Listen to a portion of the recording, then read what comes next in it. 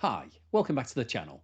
In this episode, I want to talk to you about what's happening in the Chinese economy because you may have seen headlines like this that says China's trade ends 2025 with record 1.2 trillion surplus despite Trump tariff jolt. And you might think, hang on a minute, that Joe Blogs guy told me that China was doing really badly, but actually, this is a record breaking year. He's talking a lot of rubbish. Well, I wanted to go through the details of it because don't just read what you see in the headlines and assume that everything is going fine because that's what a headline is for. Somebody who's writing that article tries to pick out what they think will be the alarming message that they can put in there that everybody will go, wow, I never expected that. And in the same article, we've got this graph which shows a fantastic outcome. You can see exports rising at a faster rate than imports, which produces a huge trade surplus. The yellow bar chart at the bottom shows you that the trade surplus is now over $1 trillion. So all of this looks fantastic news at face value. But you need to understand what these figures are talking about and look into the detail. That's the whole point of why I'm making these videos, to get you thinking about things, not just reading an article and saying, oh, well, China's doing really well. That's weird because I thought they'd be doing badly because of the Trump tariffs. It's a bit like if I went into competition with one of the biggest companies in the world and constantly undercut them on price. I might win all of the contracts. I might become the world's biggest player in a certain market. But if I can't make any profit, then I'm going to go bankrupt. And the whole point of what's going on in China is that whilst they might be selling some of their goods, they're selling more and more stuff. Are the companies actually making any profit, or are they making losses? Well, in the rest of this video, I'm going to go through all of those details. But before we do that, could I just ask anybody that hasn't subscribed yet to please smash that subscriber button? It doesn't take you a second, and it helps me with the algorithm. Also puts a smile on my face. And also, I wanted to remind you that I'm currently running my competition whereby you can win my house located close to one of the best beaches in the UK, or £250,000 in cash. It's another way of supporting the channel. So if you'd like to get involved, please have a look at the QR code on the screen now, or click the link in the description below. This chart shows what's been happening with exports in China over the past 12 months. And you can see that the year-end outcome in December was a 6% year-on-year growth. And that was, broadly speaking, in line with where a lot of the exports have been throughout the whole of this year. Some months have been up, some months have been down. So I don't think the year-end figure is anything to report home about in terms of it's not a huge surge towards the end of the year. But the most important metric when we're looking at exports is what's going on with producer prices. Are Chinese companies making more profit today than they were this time last year? Now, as I've said in many previous videos, over 50% of Chinese companies are currently making losses, and we're going to go through the reason why just now. This chart shows the year-on-year movement in producer prices, and producer prices are basically factory gate prices, the price that companies are selling their products for.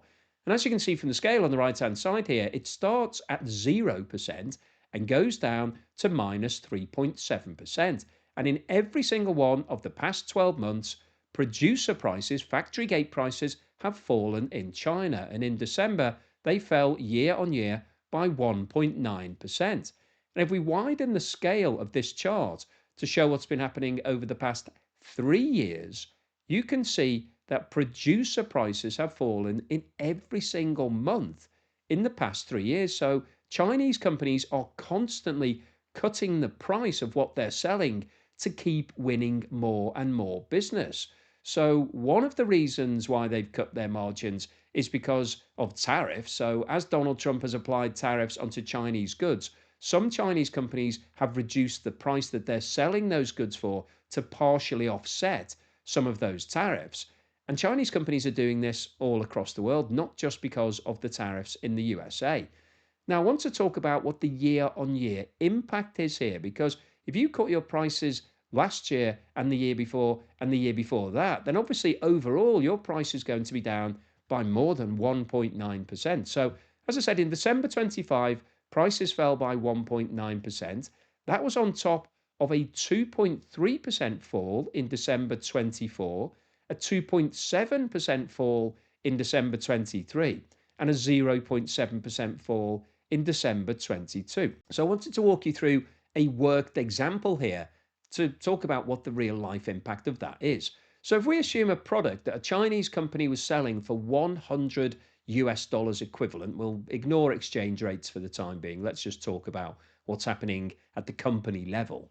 So if that product was selling for $100 in December of 2021, the following year, as we saw a 0.7% fall in producer prices, they would have sold that product for $99.30. The following year, prices went down by 2.7%, so it would have come down to 96.62. A 2.3% fall in December 24 meant that the product would then be selling for 94.40, and the latest reduction of 1.9% over the last 12 months means that that same product that the Chinese company is producing would now be selling for $92.60. Now, when you look at this, this doesn't look like a good business model because you'd always want to factor some sort of growth into your prices to cover any increase in your costs. That's the way business works. That's why most economies around the world have a target rate of inflation of maybe 2 or 3%, because they want to give some headroom for companies to factor in increases in things like wages and rent and electricity costs, all those sort of things.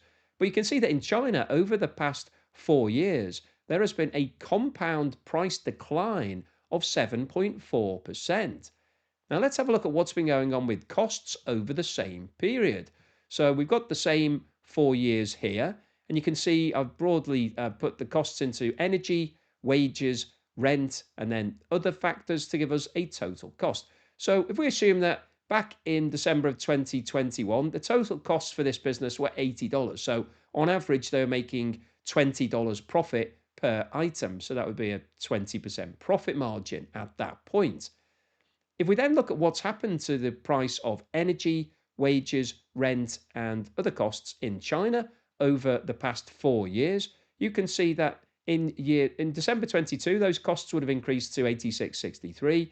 In 23, they'd have been up to $90.99. In 24, they were up to 94.37, and in 25, they would have been up to 97.22. So if this company had maintained its sales price of $100 per unit, you can see that in every single year, its margin would have been coming down. But unfortunately, it didn't maintain its sales price at $100. It actually cut the prices because of the falling producer price index. So if we now look at the overall impact, back in December of 21, it was selling that product for $100. It had total costs of $80, which meant a $20 profit, 20% profit margin, which is reasonable. I think a lot of Chinese companies are not making 20% profit margins. They're making far lower margins. But let's assume for this example that 20% was a reasonable margin to achieve. The following year, because we had a fall in the sales price to 99.30 and an increase in costs to 86.63, the profit fell from $20 to $12.67, giving a profit margin of around about 12.8%. In 23, we had a further fall in the price to 96.62. Costs went up to 90.99, which meant that the profit was down to $5.63, profit margin of 5.8%. So that's a significant reduction on the 20% that we had 2 years previous. In 24, the selling price fell further to 94.90. Costs went up to 94.37, which meant that the profit at that point was 3 cents per unit rather than $20 per unit 3 years previously, which meant that the profit margin was basically zero. And then in 2025, in this example, the price would have fallen further to 92.60. The costs were up to 97.22, meaning a loss of $4.62, giving us a loss margin of 5%. So the reason I wanted to show you this, really, it shows you the real life implication of continuing to cut your prices, because costs don't come down. Costs are always going up. We're always seeing demand for higher wages, electricity prices always going up, rent goes up. So costs only go one way, but unfortunately in China, the prices have been going down, and that's wiped out the profit margin for over 50% of Chinese businesses. So I wanted to make this video really to put into perspective what's going on in China, because they're continuing to make sales. They're continuing to sell billions of products all around the world because they're cutting their prices to make sure that they're the most cost effective in the market. And as a consumer, that's great because you want to get the best deal. You want to buy things at the lowest possible price. So if the Chinese company is offering something that's 10% below everybody else, a lot of people buy it. So Chinese businesses are still recording a large volume of sales, no question about that. The export numbers are going up in terms of how much they're selling around the world. And there's been an interesting shift because the tariffs that have been applied in the USA has meant a reduction year on year, around about 7% in the USA for Chinese sales. But China have flooded other markets like Europe and Africa with those same products at low prices. So they're still shifting the product, they're still getting it out of China and people are buying it. But the problem is that they're buying it at much lower prices. And the companies that are making these products are making them now for more than they're selling them. So they're making losses. And that is not a sustainable business model. If this was in the capitalist world, if this was a situation in the USA or the United Kingdom or Australia or Canada or anywhere, then we would be seeing a massive wave of bankruptcies, liquidations, and companies going bust, mass unemployment, mass redundancies. This would be one of the biggest depressions that we'd seen in living memory. But because it's in China, a lot of these companies are being sustained. So they're taking on debt to fund their losses. They're getting that debt from the state owned enterprises or banks that are being told to offer that lending to all of these companies. So everything is now being underpinned by debt in China. So whilst the headlines might be reading that China's hit record export levels and the trade surplus is now at a record level, that doesn't tell us the real story. The real story is that profit margins have been wiped out in China. Lots of companies are now making losses. They're living on debt. They're being supported by the banks.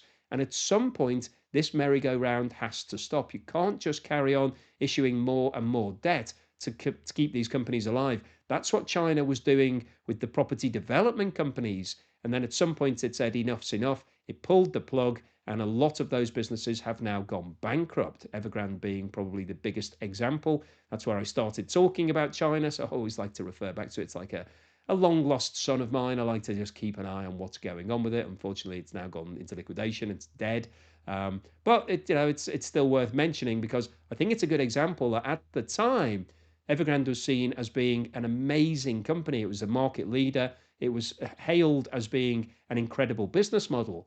But actually, that business model was flawed and it went bankrupt. And I think we're seeing a similar situation in a lot of Chinese industries right now. They're being undermined by all of these losses. And at some point, somebody is going to have to say, enough's enough. Let's stop the lending. And these companies will start to fall down and they'll go bankrupt. And we could see major problems in the Chinese economy at the point that that happens. So hopefully you've enjoyed today's video, you found it useful, informative, and most importantly, thought-provoking. If you have liked what I've said, then please give me a thumbs up. Please subscribe to the channel if you haven't done so already. Don't forget I'm running my competition where you can win my house down at the beach or £250,000. So please get involved in that if you'd like to support the channel and have a chance of winning that. It should be a bit of fun. Thank you so much, everyone, for supporting me in other ways. You bought me a coffee, sent me a YouTube super thanks, or signed up as a member, Patreon, or buy me a coffee member. Really appreciate that long-term support. Really helps keep me motivated. I know the numbers are going up at the moment, so thank you so much, everyone that signed up or sent me something recently. Really appreciate it. And here's something to put a smile on your face.